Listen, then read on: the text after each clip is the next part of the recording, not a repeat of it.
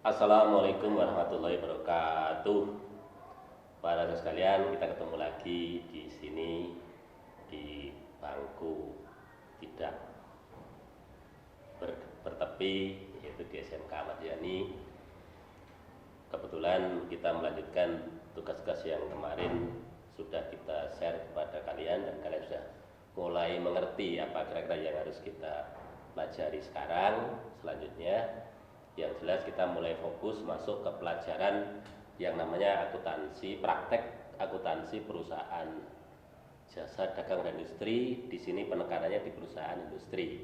Kemarin kalian sudah saya kenalkan tentang OTOT, ya. Berarti kalian sudah mulai bisa membayangkan OTOT itu asalnya dari tepung sampai jadi OTOT berarti melalui proses. Nah, hal yang masuk proses itulah nanti yang akan kita tekankan dalam perhitungan-perhitungan di dalam akuntansi, ya. Jadi prosesnya itu yang kita hitung sampai bisa menjadi OTOT. Contoh sederhana, kita beli tepung misalkan 1 juta, kita ngongkosi atau membeli sayur dulu misalkan 1 juta, kita ngongkosi tukang 1 juta, kita membeli alat-alat seperti kompor, seperti minyak dan lain-lain, sutil dan lain-lain 1 juta. Berarti kita memproses bahan dan orang yang bekerja di situ senilai 4 juta. Sekarang kalau misalkan OTOT yang kita jadikan tadi jadi 10.000 OTOT, berapa harga per biji OTOT? Berarti kan 4 juta diporo 10.000. Ketemu OTOT per biji adalah 400 rupiah. 400 rupiah harga OTOT per biji. Jelas? Tadi kita beli bahan 1 juta, kita beli sayur, beli tepung 1 juta, sayur 1 juta, kita beli alat-alat masak 1 juta, kita ngongkosi tukang masak 1 juta, berarti 4 juta. 4 juta semua biaya yang kita keluarkan itu, terus kita olah ternyata jadinya OTOT 10.000 unit. 10.000 unit. Kalau begitu berapa harga OTOT kita? Berarti ya jumlah biaya dibagi dengan jumlah unit hasil. Itu namanya perhitungan proses. Maka dari itu hal yang kita bahas sekarang adalah proses pada perusahaan industri. Secara umum, untuk membuat atau memiliki barang yang akan kita proses, kita harus membeli, ya kan? Membeli. Coba saya tulis saja.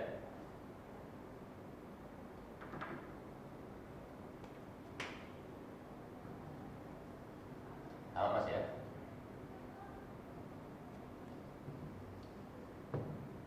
Kita beli bahan, beli. Kalau dibeli itu secara kredit, berarti nanti akan ada jurnal. Iya, ini perlu saya ingatkan atau saya jelaskan kepada kalian. Untuk akuntansi perusahaan industri itu hanya menggunakan catatan yang bukan fisikal, tapi perpetual. Apa bedanya fisikal dan perpetual itu? Fisikal itu fisik, nyata. Perpetual itu catatan berjalan. Ya, itu ya. Jadi perpetual artinya catatan-catatan yang kita kerjakan selalu berhubungan dengan bahan atau yang kita beli itu. Tidak proses belinya, tetapi seperti kalau kalian membeli barang dagangan kemarin kan pembelian debit, utang kredit, atau pembelian debit, kas kredit kan gitu toh. Nah, sekarang tidak begitu. Tidak boleh. Jadi pembelian apapun, pembelian yang lain pembelian itu dapat pada akun. Sudah kenal akun ya? Akun itu tempat untuk mencatat-catat, yaitu akun persediaan bahan. Persediaan bahan. Sehingga kalau membelinya secara kredit otomatis akan mendebet persediaan bahan, mengkredit utang dagang, itu ya, seperti ini.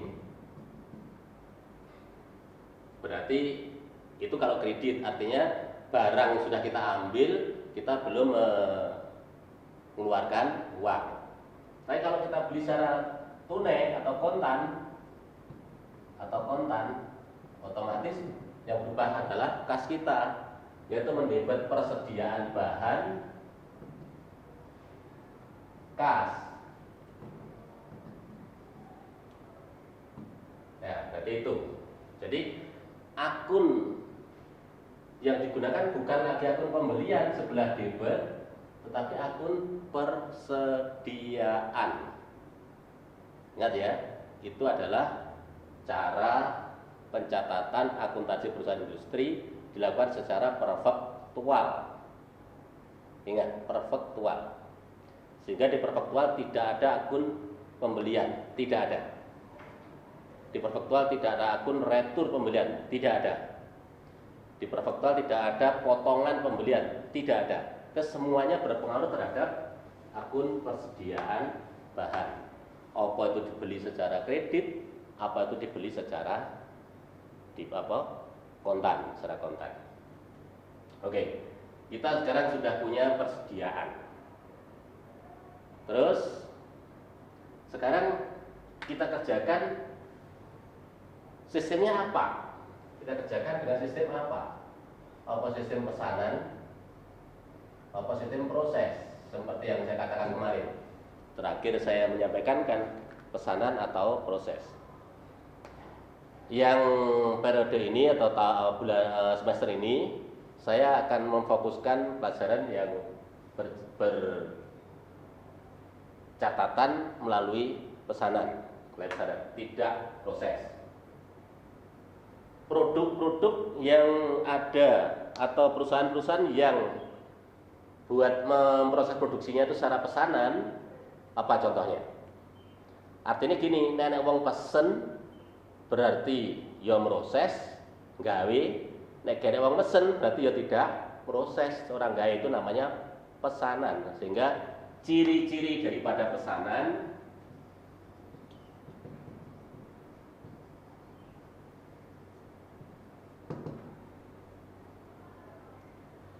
satu tadi, produknya terputus-putus.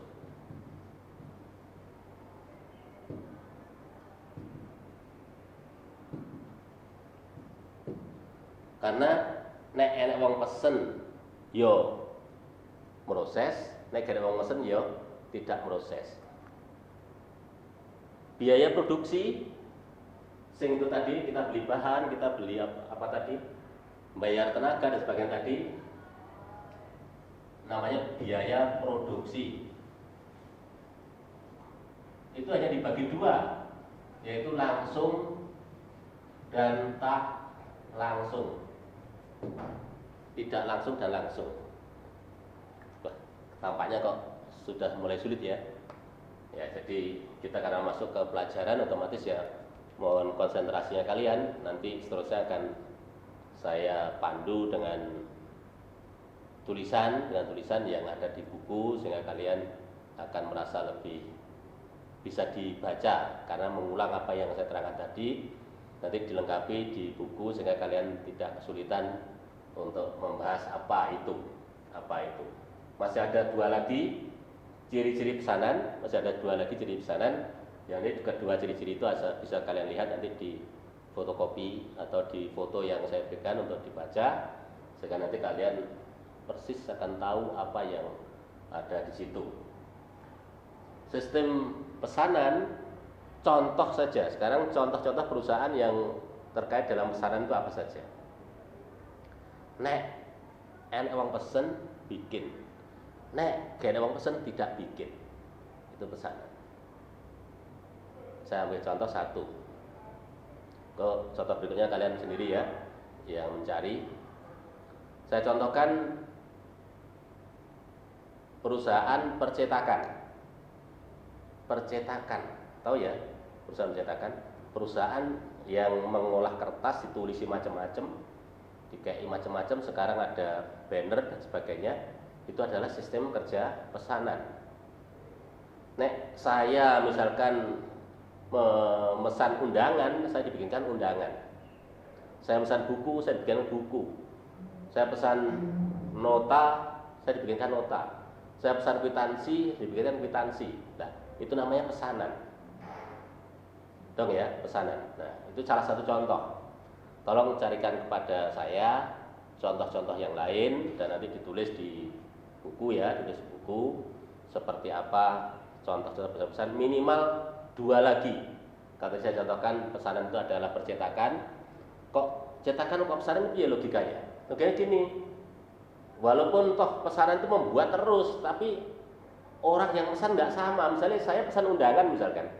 Saya pesan undangan untuk hari apa, tanggal berapa, jam berapa, di mana, tentang apa. Misalkan hajatannya saya misalkan menikahkan anak saya.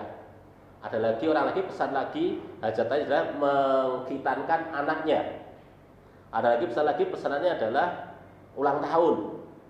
Ada lagi pesanannya adalah apa? Berdoa, mendoakan leluhur yang telah meninggal, macam-macam.